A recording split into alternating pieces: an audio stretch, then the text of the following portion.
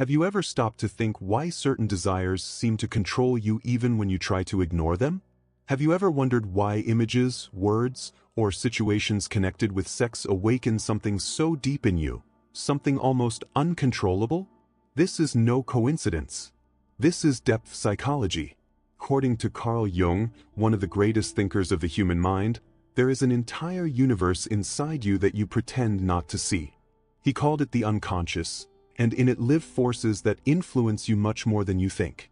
Among these forces is an instinct that shapes behaviors, desires, fantasies, and even their most rational choices, the sexual instinct. But Jung went further. For him, sex was not just a physical act or a biological impulse. It was a powerful symbol, charged with psychic energy, that reveals who you really are, including the parts of you that have been repressed, ignored, or hidden under social masks. What if I told you that behind many of your daily thoughts, your decisions, and even your fears, is there a force that you try to deny, but that never stops acting? If this has already made you curious, then subscribe to the channel right now and activate notifications. Here, we dive deep into what most only have the courage to whisper. And now that you understand that sex can dominate your mind, it's time to find out how Jung explained this silent influence, and what exactly you've been avoiding seeing about yourself. When Carl Jung began to explore the deepest recesses of the human mind, he realized something unsettling. We are not as rational as we like to believe. Our attitudes, choices, and even innermost thoughts are intertwined with content that remains hidden layers of the psyche that act as invisible forces, driving us without us noticing. Among these forces, one of the most potent is the sex drive. But here's the point that almost no one has the courage to face. This impulse is not limited to physical desire or the search for pleasure. It infiltrates every aspect of life. It is in the way we dress, in the way we speak, in the way we position ourselves socially. It directs looks, nurtures ambitions, inspires achievements, and even ignites rivalries. Sexual energy, for Jung, is a fragment of an even greater force, libido, a vital psychic energy that moves everything inside us. And what happens when that energy is suppressed, denied, or ignored? It does not disappear. On the contrary, it transforms, hides, and manifests itself indirectly. It can arise as obsession, compulsion, anxiety, or even as aggressiveness.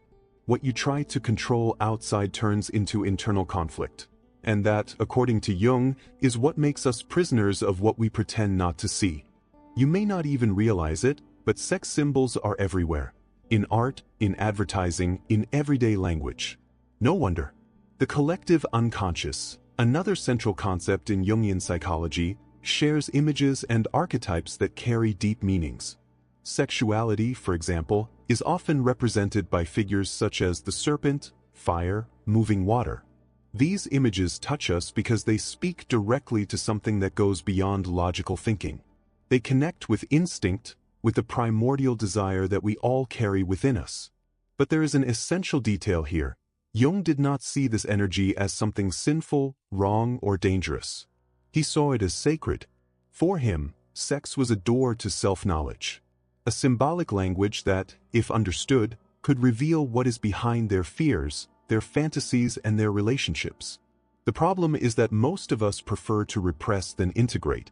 We pretend we don't feel, deny that we desire, and continue to live a reduced version of who we really are. Jung called this the shadow, everything that you reject in yourself, but that continues to influence you.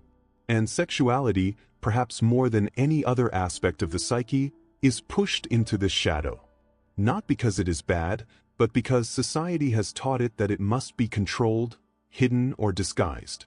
And that's precisely why it becomes so powerful. The more you try to hide it, the more strength it gains. And the more strength it gains, the more it dominates your thoughts without you realizing it. This is where many people get lost. They believe that they are making conscious decisions, when in fact they are being led by forces that they do not even recognize. The mind, when disconnected from the body and instincts, becomes a silent battlefield. And the price of this is high: empty relationships, chronic dissatisfaction, a constant feeling of lack, of absence, of something that is never complete. The good news is that instead of running away or denying it, it is possible to look at this energy with maturity. Integrate it. Understand it. Because when you recognize the power that sex has on the mind, you stop being dominated, and you begin to turn that drive into growth, into truth, into emotional depth. But this transformation only begins when you understand the role of the archetypes that live within you. Especially two of them, which act as mirrors of your unconscious and profoundly shape your relationship with sex, love, and even your own identity. Within Jung's theory, there are inner figures that live in all of us, regardless of culture, time, or upbringing. He called them archetypes, primordial models of the human psyche.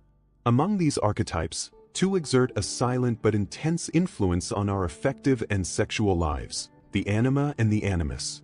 They are not just philosophical or theoretical concepts. They are living realities within each person, acting as intermediaries between the conscious and the unconscious. The anima is the image of the feminine in the unconscious of the man. The animus, the image of the masculine in the woman's unconscious. But Jung was clear: these figures are not just about gender or sexual orientation. They represent inner qualities, such as sensitivity, intuition, rationality, steadfastness, that have been repressed or projected onto the other. And that's precisely why we often fall in love with someone who seems to complete us. In fact, we are falling in love with a part of ourselves that has been forgotten. This projection, however, is treacherous, because by idealizing the other, we fail to see him as he really is. We created a character, a reflection of what is missing in us. And when that image begins to unravel, which always happens over time, comes frustration, disappointment, conflict. You feel like you've been deceived, but you've actually deceived yourself. Sexual energy often comes into play as emotional glue. It intensifies the bond, gives the illusion of plenitude, creates a symbolic bond that seems transcendental. But what is at stake, deep down, is the unconscious desire to become whole. Sex, in this context, ceases to be just physical and becomes a deep, albeit unconscious, attempt at reconciliation with one's own self. The problem arises when this reconciliation is postponed indefinitely, when you keep looking outside what can only be found inside. When all your relationships are marked by a search that is never complete, because what you really want is not the other, it is the part of yourself that you have abandoned. That is why Jung believed that true emotional and sexual maturation requires a process of integration of these archetypes. It is not enough to love. It is necessary to recognize the projected parts, collect them, assimilate them. This is the path of individuation, the process of becoming who you really are. A path that involves pain, confrontation, and transformation, but which, in the end, offers something much deeper than momentary pleasure. It offers awareness. When you begin to see the anima and the animus within you, something changes. Lack gives way to real connection. Blind desire turns into conscious attraction. Idealization gives way to mature love, the one that does not seek to fill voids, but to share holes. At this point, sex also transforms. It ceases to be an automatic repetition of stimulus and response, and becomes a meeting of presences. A language between unconscious people who know where they are and where they want to go. But this level of awareness is not achieved only with reading or reflection. It requires practice, attention, and most of all, courage. Courage to look at oneself, to recognize one's own shadows, to accept one's desires without judgment. Courage to abandon masks and assume the complexity of being human. And this is exactly where many people stumble, on the illusion that it is possible to achieve balance without plunging into the chaos that inhabits us. Because before integrating what is luminous, it is necessary to face what has been buried. And in this dark and sensitive territory dwells one of the most feared and misunderstood forces of the human psyche, the primitive sexual instinct, the one that awakens fantasies, impulses, and fears that no one dares to admit out loud. In exploring the depths of the unconscious, Jung found something that few dared to face honestly: the existence of a crude, wild sexual instinct, often repressed but never tamed. It is there, hidden under layers of civilization, culture, and morality. And although society has tried to control this instinct for centuries, it continues to manifest itself, not directly, but through symbols, behaviors, and desires that we can't always explain. This primal instinct is not wrong, as many have come to believe. He is natural. It's part of what makes us human. The problem is that when it is repressed, it deforms. When denied, it becomes an obsession. When ignored, it infiltrates life in distorted ways. Compulsive behaviors, addictions, fetishes that lose connection with affection and become just escape routes. And the more we try to hide it, the more strength it gains. Jung understood that this instinct carries a powerful energy, and like all energy, it needs direction. When mischanneled, it gets sick. But when understood and integrated, it can become a creative, transformative, almost spiritual force. What was once only an impulse becomes a psychic power capable of nourishing not only the body, but also the soul.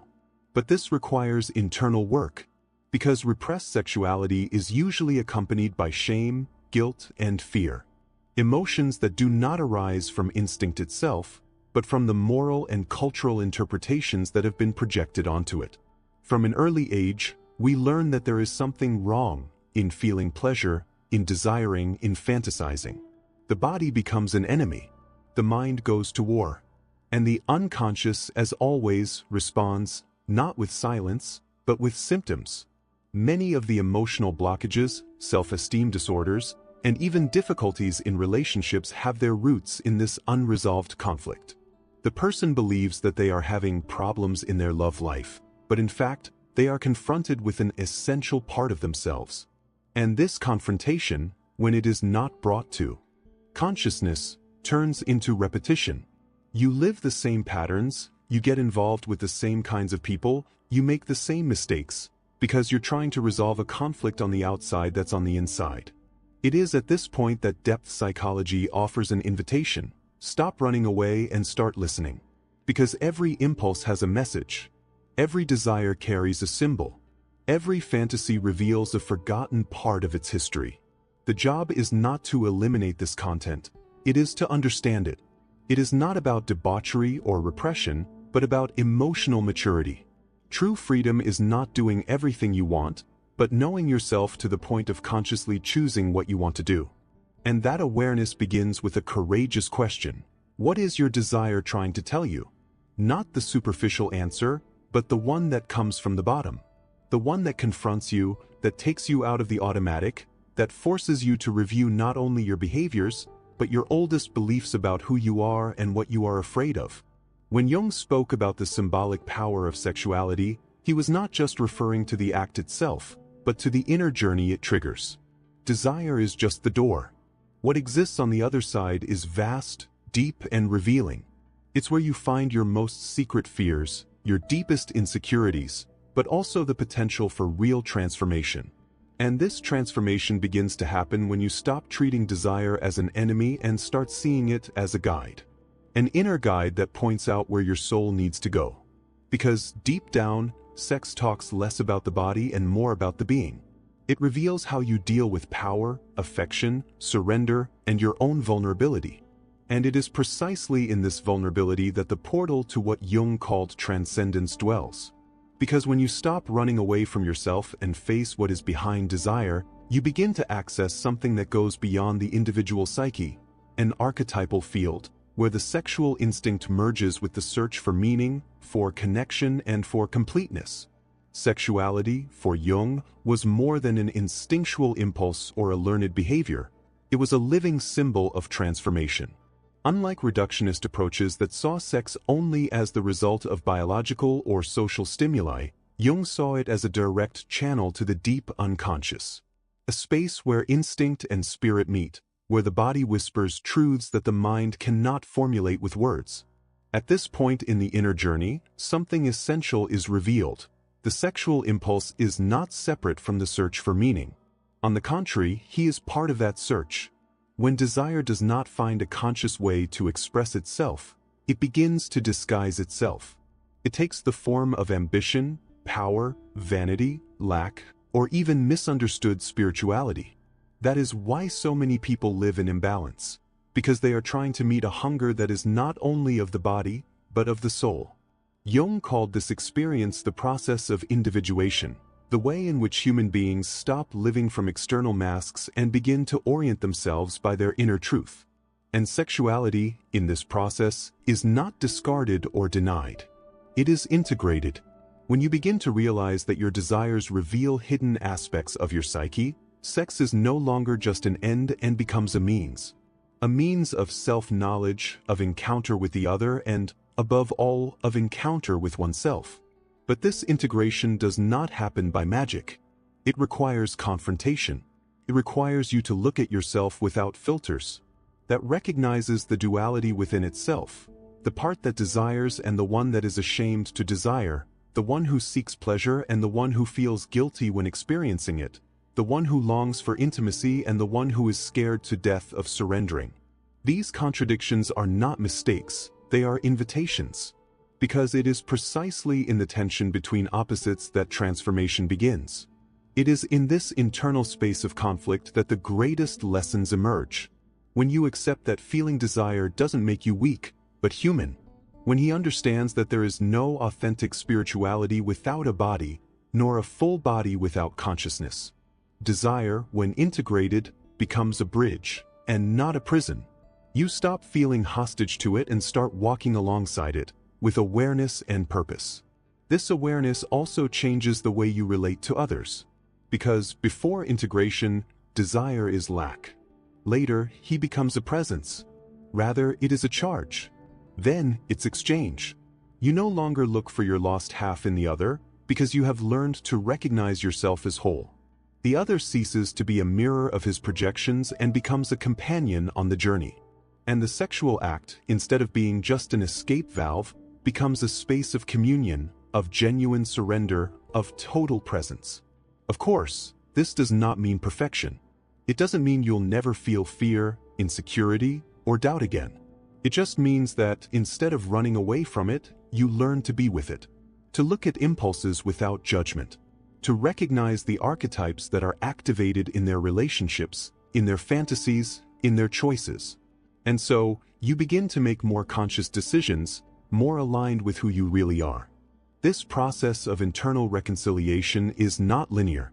Sometimes it advances, sometimes it retreats. But with each step, you get closer to your essence. And that's where sex, once seen as something separate from the soul, reveals itself as one of its most powerful paths of expression. A symbolic language that, when well understood, teaches you not only about pleasure, but about presence, truth, surrender, and transcendence. And it is precisely at this point of fusion between instinct and spirit that a new challenge arises: how to find balance between desire and consciousness in a world that constantly stimulates excess, superficiality, and disconnection. We live in an age of excess. Desire is exploited, stimulated, sold. Sexuality, once shrouded in silence and repression, now overflows in images, speeches, promises. In every click, in every advertisement, in every interaction on social networks, we are bombarded by invitations disguised as freedom, but which often only reinforce the disconnection. Intimacy became a spectacle. Excitement became a product. And desire, that vital and profound impulse, was reduced to performance. Jung would certainly see this as a clear symptom of psychic imbalance. Because when instinct is exploited without awareness, it fragments. It ceases to be a creative force and becomes a compulsion. What was a path of integration becomes a path of alienation. And what seemed like freedom, deep down, is just another prison. A prison built on constant stimuli and deep voids. This is not a return to repression. Jung never proposed this. His gaze was not moralistic but symbolic. He understood that true balance is not born of denial, nor of blind surrender, but of the ability to sustain the tension between opposites. On the one hand, the legitimate desire. On the other, the consciousness that observes, feels, and chooses. And between these two poles, there is a place of silent wisdom, the place where man reconciles himself with his nature and finds his truth. This space only becomes accessible when you begin to listen to what is behind the impulse. when he is no longer satisfied with immediate gratifications and begins to seek meaning, when he looks at his relationships honestly and realizes that many encounters that seemed intense were just desperate attempts to anesthetize an inner emptiness. At this point, inner work becomes even more important, because modern society does not favor silence, listening, introspection. It pushes us out towards overstimulation, towards constant consumption, including bodies, connections, feelings. Sexuality, without consciousness, becomes just another product on the shelf of emotional entertainment. And the human being is fragmented. Jung knew that the way back to himself requires courage. Courage to stop, to feel what is behind the noise, of not running away when anxiety appears, to look into the mirror of the soul and ask, what do I really seek? Is it pleasure or is it connection? Is it validation or is it true? Is it an escape or is it a meeting? These questions open doors that never close, because from them, you start to make different choices. You begin to cultivate true intimacy with yourself and with each other. He begins to realize that the body has its language, but that it only reveals itself in its entirety when the mind is present and the heart is available. In this new state of consciousness, sex loses the weight of guilt and the addiction of urgency. It becomes dance, communion, right? Not a rite in the traditional religious sense, but in the symbolic sense, an act that links the earthly to the sacred, the human to the archetypal, the instant to the eternal. And this type of sexuality is not taught in manuals, nor is it found in viral videos. It is born from listening to oneself, from diving into one's own unconscious, from the courage to integrate light and shadow. This is how desire is transformed. Not in something that needs to be tamed or exalted, but in something that needs to be understood. And in that understanding, you find balance. Not a static, perfect, unattainable balance, but a living, dynamic, real balance. The one that allows you to live with intensity without getting lost, to love deeply without merging, to desire with truth without annulling yourself. And when this state of integration begins to take hold within you, a new question arises, not as restlessness, but as direction. What, after all, is the true role of sex in the journey of consciousness? At the end of this journey through the deepest layers of the psyche, it becomes clear that sex, for Jung, was never just a matter of instinct or behavior. He was, above all, a living symbol of the human soul. A portal through which we are called to dive into our shadows, face our desires, and, through them, find paths to integration and wholeness.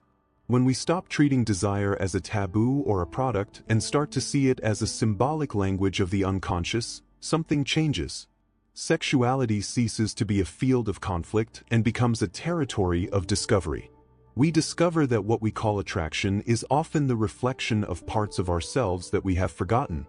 That overwhelming passions, uncontrolled impulses, and even uncomfortable silences say more about our inner history than we realize. And it is in this process of listening and observation that we find the true value of the sexual instinct, not as something to be denied, but as an archetypal guide, an impulse that points to what still needs to be recognized, healed, and integrated within us. This is where sex, far from being a villain or hero, reveals itself as a mirror. It shows where we still project, where we still fear, where we are not yet whole. But this revelation is only possible when we abandon the extremes. Neither repression nor blind indulgence. Jung proposes a middle way, where desire meets the gaze of consciousness and is transformed into a creative force. Where the body and soul stop being rivals and start dancing together. Where pleasure is neither sin nor obligation, but a natural expression of a psyche in harmony. This path requires courage. It requires presence. It requires the willingness to know oneself in depth, to see fantasies not as mistakes, but as symbols. To look at relationships not as magic solutions, but as mirrors of one's own soul. And, above all, to understand that sexuality is not an end in itself, but an instrument, perhaps one of the most powerful, in the journey of individuation. By understanding this, you change. Change the way you want, how he loves, how it is delivered, because he realizes that sex, when lived consciously, does not separate, It unites. It does not consume, it transforms. It ceases to be an escape from the world and becomes a way back to oneself. And perhaps this is the central point of everything Jung tried to show us, that the sexual instinct, far from being something shameful or banal, is one of the most powerful keys to self-knowledge. An energy that, when understood, can lead us not only to pleasure, but to depth. Not only to the other, but to ourselves. So the next time the desire arises, don't run away, don't fight, don't disguise. Ask yourself, what is he trying to reveal to me? Because it may be that, by following this thread, you will find much more than you imagine. It may be that he will finally find what he pretended not to see, the mirror of his soul, asking to be recognized,